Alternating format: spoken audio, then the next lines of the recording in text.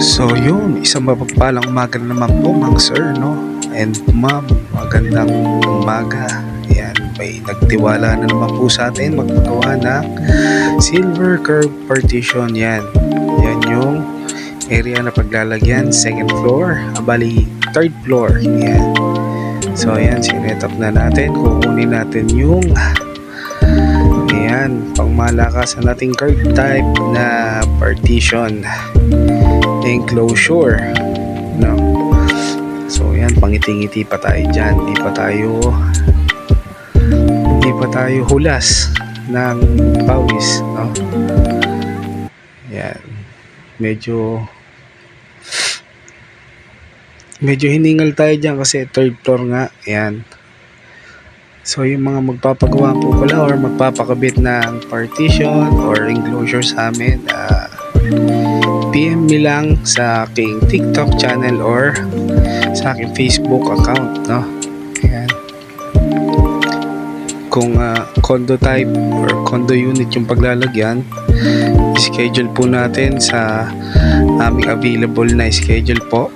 Then kung residential ay ating gawin agad, ikabit natin agad dyan, agad-agad. Yan.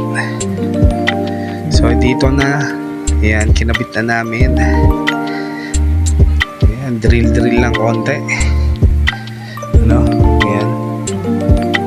Kagandahan dyan, no, yung sa mga compared dun sa mga glass lang, ayan, kasi maganda. Kung may mga masirang parts, mabilis bilan ng spare parts. So wala kayong problema dyan after 2 to 3 years. Kung may gustong palitan, pwede natin palitan. Kung frosted to clear glass, pwede rin po kung sawa na sila sa frosted. Ayan. So maraming salamat nga po pala sa pagtitiwala sa amin, no? Ayan, hanggang sa mga susunod na installation natin, please like and share my TikTok channel, and maraming salamat po sa inyong suporta, no? Ayan. So dahil lumabas na si Boy Sealant, yan, okay na. Tapos na yan, ibig sabihin, yan, pakak, simple lang, ganda, lakas makamayaman yan, no? Di ba? Frosted.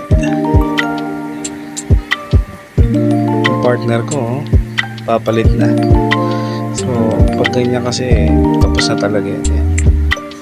Pakak, please. May ganun pa, no?